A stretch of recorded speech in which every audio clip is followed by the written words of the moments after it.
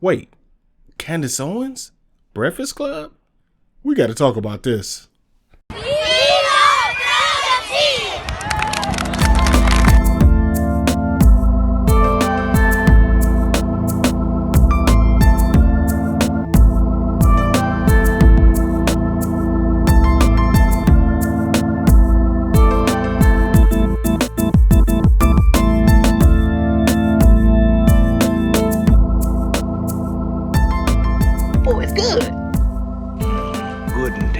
I love Brotha T. How you doing? This is Terrion Wilson, aka yo boy Brotha T, here with another one. So I'd like to thank you and welcome to the New Life Tree, where we like to give you little pine cones of wisdom for your motivation and mental health. If you don't know what that is, stick around, stay on the channel, you'll get it. Remember, I don't know everything, but I might know a lot of things. Is that good enough for you? Okay. So today we're going to talk about your girl, Candace Owens, went on the Breakfast Club. Now, there were some things that happened after she went to the Breakfast Club. We'll get into that on a later video. Today, we're going to address some of the things that she said on the Breakfast Club. Some of you really don't like Candace Owens. Some of you love her. A lot of times there's no in between. There's either love or hate. I love her. But let's get into some of the things she said on the show. I was talking a lot about illegal immigration and saying this is something that we need to pay attention to, because eventually the black vote's not going to matter. Something that they worked so hard for is not going to matter. They get enough illegals in. What are we at? 10 million under Biden. And they're doing it intentionally. Like, it's going to be the same thing that they did to black Americans in the 60s. What Lyndon Baines Johnson did when he established welfareism and the Great Society Act. They want to get these people in, offer them handouts, and turn them into economic slaves that will continue to vote for Democrats because they're getting free handouts.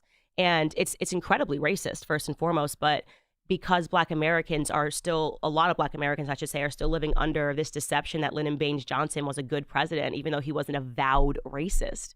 I mean, he hated black people. I mean, one of the, so many times, I mean, hard R referring to us as the N-word. I'll have those N-words voting Democrat for the next 200 years.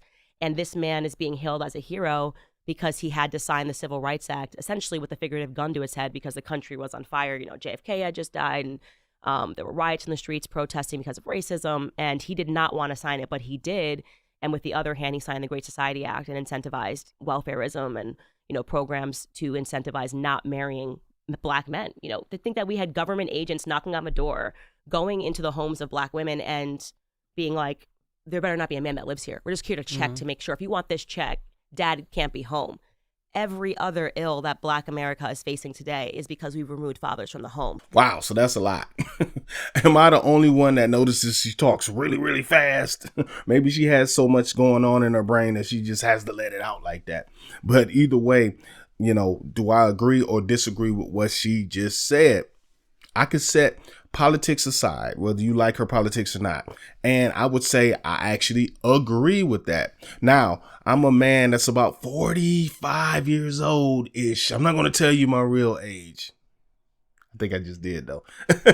But anyway, immigration, as far as immigration go, I'll get to that in a second. But I remember even when I was younger, you know, I was born at the later end of the 70s, you know, 79. I guess I just gave you my age, right?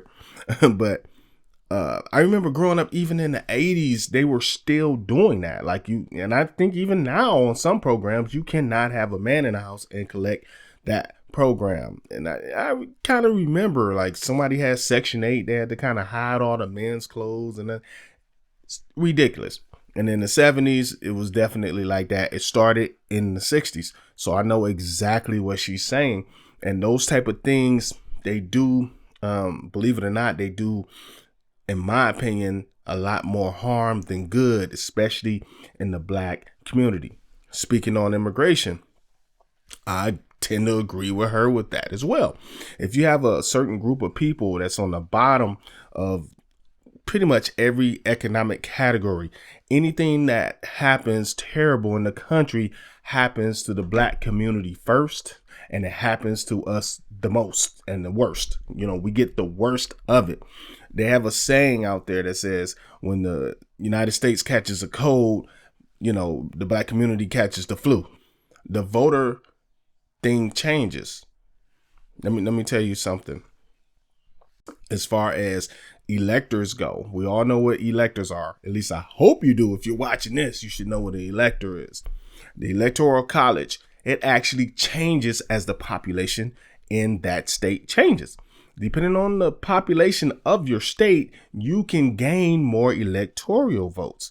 So let's just say some of those so-called sanctuary cities that just take migrants in, once they become registered voters, we'll talk about that at a later date, they will bolster and change the electoral college. So you can literally manipulate voting by letting migrants in. I'm not saying immigration is a bad thing, because immigrants are good for the country. Immigrants do come in a lot of times and they do what they have to do to become U.S. citizens, and they work very hard for the most part. But let's be real. If I'm the leader of another country and I know the United States just opened their borders and anybody can come in, you think I won't open the prisons and be like, get them out of here. We're tired of dealing with them. Let them deal with them. I'm just saying. I'm not saying that's happening, but it can happen. Let's go to the next thing. BLM, I said from the very beginning, was going to be bad. That's another one that people are saying like, oh, Candace did say this. I'm like, yeah, I did, man, because obviously it was going to be another money laundering situation. Crazy $90 million raised in no time, in a couple of months, and all that money went to trans organizations. Wild. Absolutely crazy. Establishing the first trans neighborhood in San Francisco. Crazy. But it was obvious. It was obvious because wherever there is tons of black emotion, there is a money laundering operation that's about to get off the ground. And whenever there is like worldwide media support, why do black Americans think the media support them? As soon as you got tricked by thinking that the media was on your side, it should have been a wake up call. It went way too global, way too fast. Corporations suddenly, yes, we believe in this. And I knew that the end result was going to be that black American communities were going to be looted and rioted to the ground, and that they were training black Americans psychologically to believe that this was it. This was going to be what, the advancement. This is going to be good for your cause. Get behind this organization that's ultimately going to hurt you and set you back, which is what happened. Businesses moved out of black communities because why would you continue running a business if you're getting robbed and stolen from every 5 minutes? And now those communities are poorer, and now you have Rashida Tlaib saying, oh, Walgreens is racist because they are leaving, inner city communities. What would you like Walgreens to do? This is a for-profit business.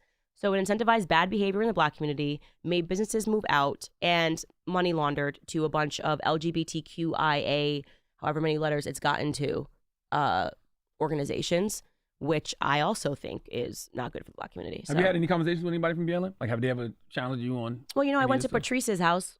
Oh, I remember that. Yeah. I was very pregnant. She lied. Caught her in real time lying. Right? I was very polite when I rang the doorbell. I went to one of her houses. She's got a lot of houses. Thanks, BLM. But yeah. Okay, so Black Lives Matter, and this is a touchy subject, right?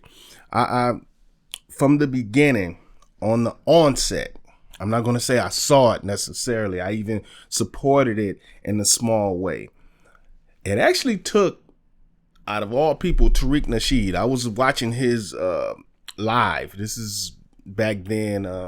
I don't want to get the year wrong. So 2018-ish, 2000. They were a pretty new organization at that point. And I remember he went to the website and read what they actually believed from the website. When I heard that, I went to check myself. Once I went on the website and I read exactly why they formed and the things that they stood for.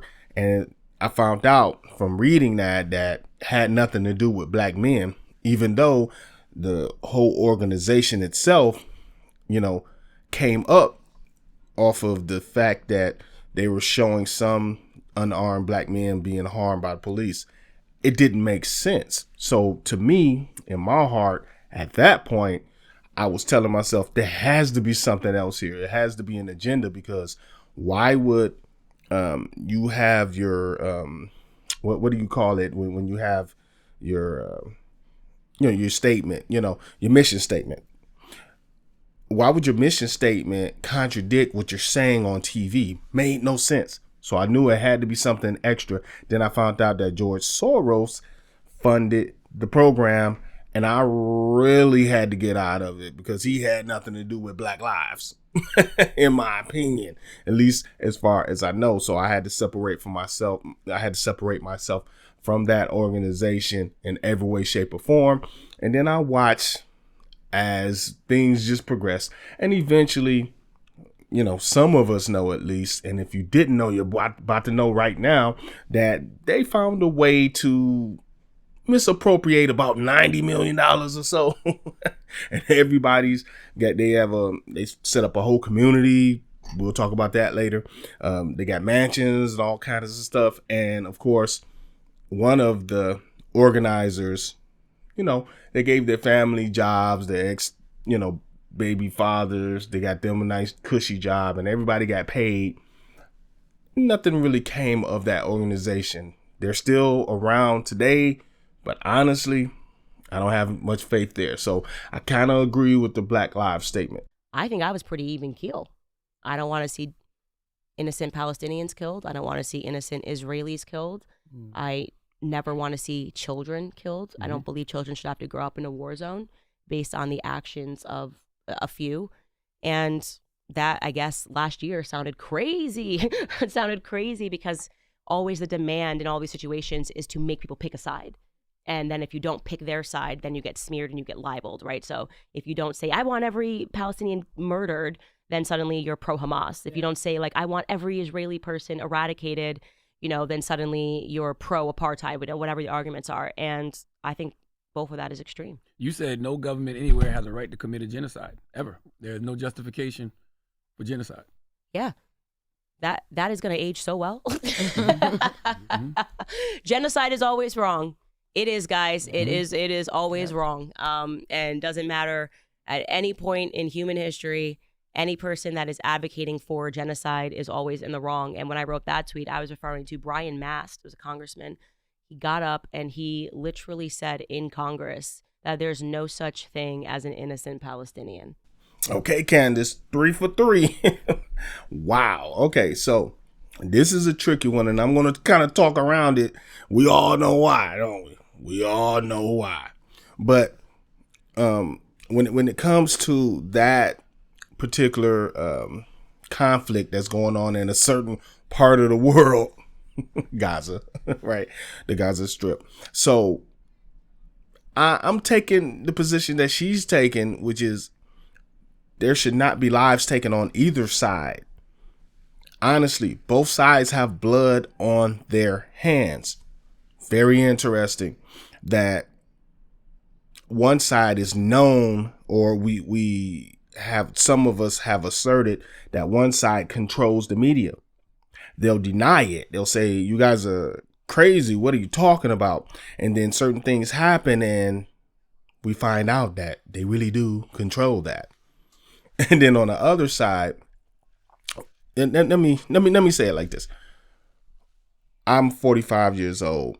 For a large part of my life, actually more than half of my life, I've been told only one part of that story. Why? Because one side had a little more media influence than the other side. However, now we're starting to see both sides of the conflict, and we see both sides doing things they shouldn't really be doing. And then we see things on both sides that show the humanity on both sides.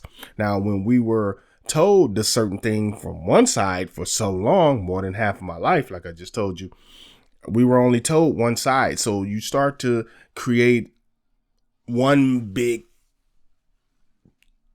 bad group, right, in your head. So every time you saw them on TV, you thought about, oh, they're that, they're terrorists, they're that. And now you see the humanity on both sides. Man, I wish they could just cease fire, work it out, split the land and just leave each other alone. But that's a perfect world. That's all I'm speaking on that, because I don't want to get myself in hot water. You know what I'm saying? I'm not afraid, but I'm afraid. So we'll wrap it up just by saying, great interview. She actually said more than that. I just wanted to keep it to a few things, in order to make this video not be 3 or 4 hours. So shout out to Candace Owens. And if you really want to know what happened, the fallout after she left that show the day after, I want you to watch this video. One of these, it's going to be on one of the sides. Just watch them. This is your man, Terrion Wilson, and I'm going to catch you on the next one, family. Peace. I keep hitting the microphone. Peace.